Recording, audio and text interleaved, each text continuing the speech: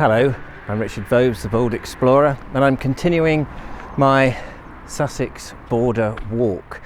Today I have come further west from Bognor Regis, not too far, to a place called Aldwick.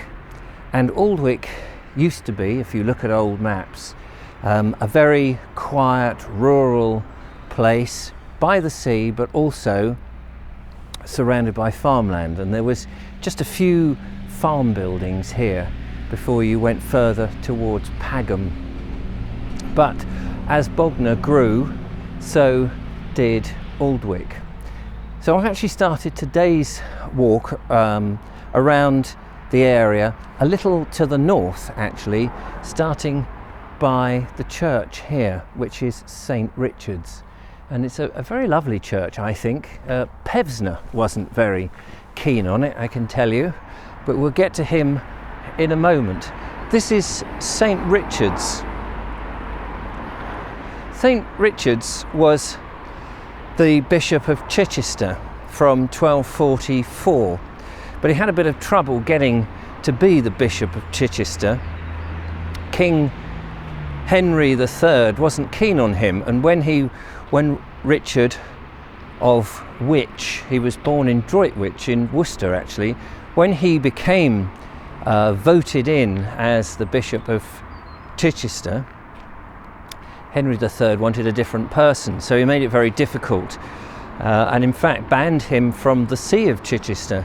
So Richard had to stay, I believe, with a chap called Simon of Tarring, which is near Worthing, very close to where I live in actual fact. But eventually he did become the Bishop of Chichester and was later a saint.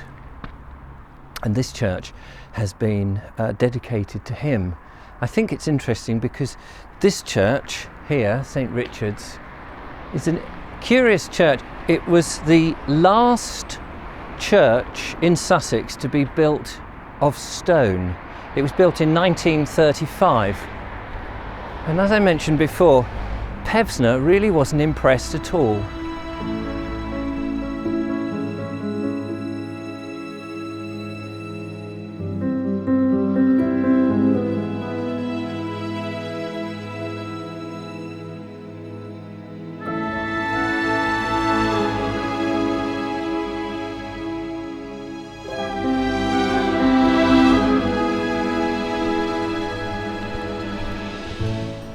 I think for a modern church it's actually quite lovely.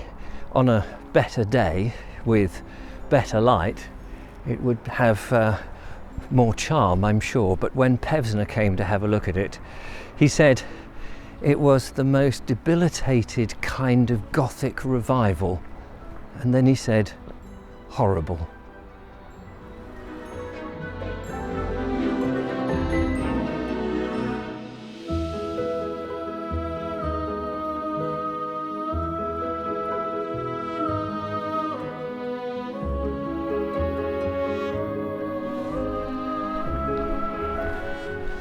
I'd be fascinated to learn how many other churches were built around about the 1930s, in stone in fact, and done such a good job, or such a large church as this. I can't imagine now that there'd be any more churches really in England being built of stone. Our religious nature, I suppose, has moved on. There are a few of us still who have the faith. I'm afraid to say that I'm not one of them, but I really do appreciate these wonderful buildings because they encapsulate so much of the English history. Right, so I'm going to head back down towards the coast now, back down to the sea, and go through the main part of Aldwych and see what other interesting aspects of the original village is left.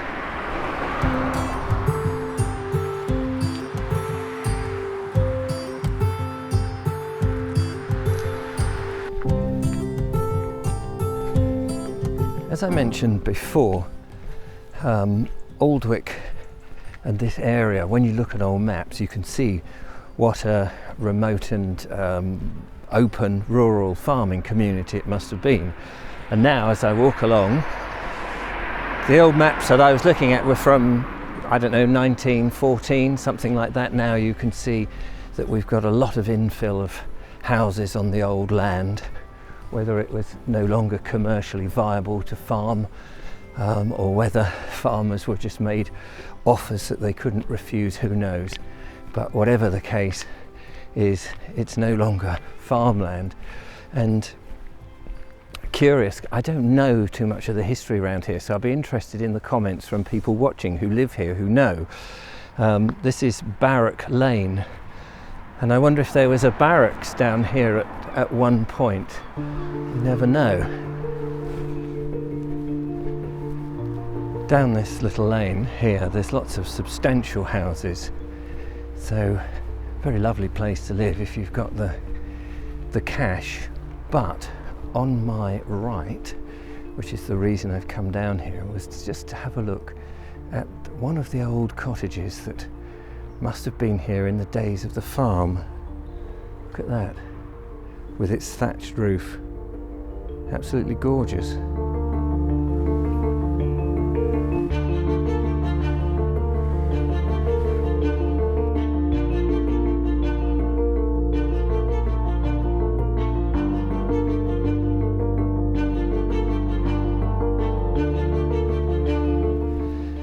Yes, it's called Old Manor Cottage, and when you, again, looking on the old maps of this particular area, you notice that there was a farm here, so this must have been a farm.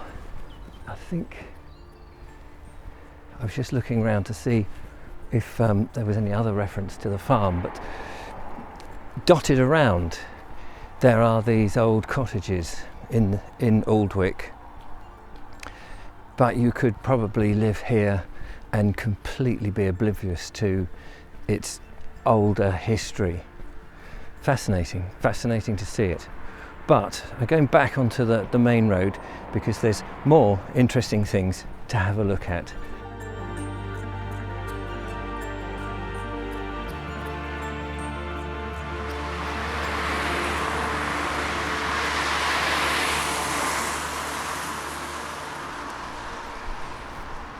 Every village needs a shop, its church obviously, and a pub. And I'm just coming down, I think this is the only pub in the village, the Ship Inn. I'm just going to cross over and have a look at it. It looks all very nice from the outside, apart from the black windows, and it's missing a sign. But this here next to me is the Ship Inn. There's been a pub apparently on this spot since the 19th century, but the Ship Inn closed in 2014 and the brewery turned it into, or sold it to, a number of convenience stores. But it seems that the people of Aldwick weren't happy with that. They didn't want a convenience store. Apparently there is another one up the road. What they wanted was a pub, and so they got themselves together, they had various committees, they hatched plans, and they decided they needed to raise the £500,000 and buy the pub. And that's what I understand they're in the process of doing, although this year, the year of COVID, has put a kibosh to a lot of things, which is a bit of a shame really. But yeah, apparently the whole community came out. They've made a publicity film about it, which I watched this morning, in which they're trying to encourage people to buy shares, I think £50 a share, to have in the village pub, a community pub. Community pubs are a very popular thing, and I think it's a great idea because what it does is it enables the freehold to remain with the community, and that you're not at the mercy of the brewers. So I wish them very well in that. I'll leave a link to their website in case you're interested. Absolutely fascinating. On the opposite side of the road are a few a parade of shops, a few shops, hairdressers, newsagents and an auto repair. Other essentials for the village.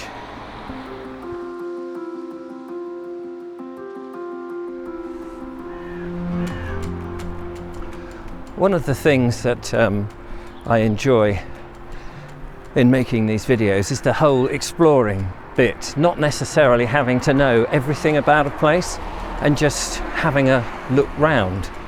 So here's a couple of buildings on a corner here which I don't really know anything about, but when I looked on old maps I did see that there was a place called Aldwick Place, or no, Aldwick Lodge, and I can imagine it must have been some big Victorian estate.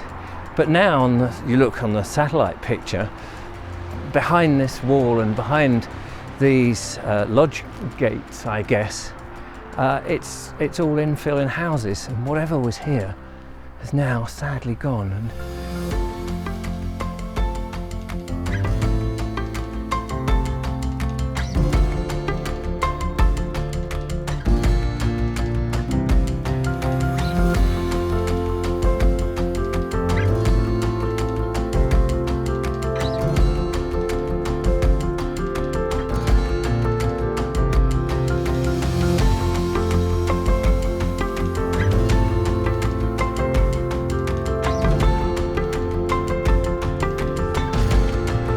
I've managed to reach the coast, a little bit of a walk down there, and we have some fascinating beach huts here which are much more individual than I've seen in Worthing, in Littlehampton, and each one looks like they've just got the right to individually paint them. I think it's fantastic. So I'm walking down to the seafront yet again. We hear the roar of the sea, which is lovely, and it's another calm day here. And I'm looking back this way behind me towards Bognor, and the opposite direction heads off down towards Pagham, and I'll be heading that way fairly soon. But before I get down there, I've come really at the wrong time. I should have come down here when the tide is much further out, because underneath the sea here you can see two relics from the Second World War. These are the Mulberry Towers, sorry, the Mulberry Harbours, not towers, harbours. D-Day, June the 6th, 1944, saw a lot of activity all around in Sussex when the Allies were going to invade the French and make that wonderful last chance to get our attack on the enemy. And a number of activities were going on all around, and Aldwick was one of those places that saw a lot of activity, army, navy, all sorts of things in and around the town. And I've read some children's reports of the time, kids saying it was amazing, all these soldiers were there and tanks and various things. And Mulberry Harbours, which was a portable harbour that was going to be effectively floated or towed across to France. Well, like one of the boys' reports that I read, it said it was amazing. One, that there's been this huge build-up, then suddenly it all disappeared overnight. And that was, of course, for the 6th of June. But on the 4th of June, the day before, or the night before the invasion was going to happen, two of these Mulberry Harbours, these floating pontoons, which I think are made of concrete if I've got my facts right, detached themselves from the rest and were thrown astray. And on low tide you can still see them, but unfortunately, as I say, I've come on the wrong day, so I can't see them at all.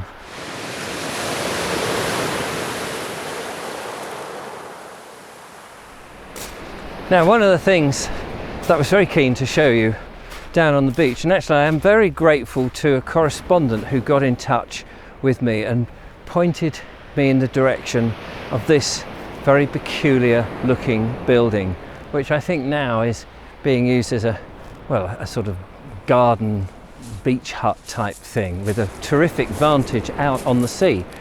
But go back to the war, and this one and another one which is, I don't think is here anymore, contained searchlights. And the worry was that there would be an invasion of boats, of course, during the war. And so with two of these with searchlights, they could, if a boat was spotted, a German boat naturally, or an enemy boat, was spotted on the coast, the searchlights would come on and stay on for about 5 seconds, giving a gun platform, which I don't know where that was, but somewhere between the two presumably, a chance to range up on the enemy boat and then fire a shell at it. And it's quite incredible to think that this is still here, but at one time was housed with military who were searching. Fortunately, the invasion never happened.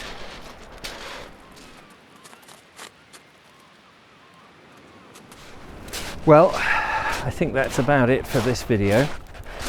I hope you've enjoyed it. No doubt I have left out loads of history, as one does, and maybe got some of my facts wrong, as occasionally that does happen. And you're very welcome to fill me in the comments down below. Anyway, thank you very much for watching. If you've enjoyed it, don't forget to follow, like and subscribe. Become a patron, support what I do, and I will continue to make more of these videos. But for now, from Aldwick, I will continue on my journey up towards Pagham, and we'll see what's occurring there. Till next time, take care and bye-bye. Bye-bye.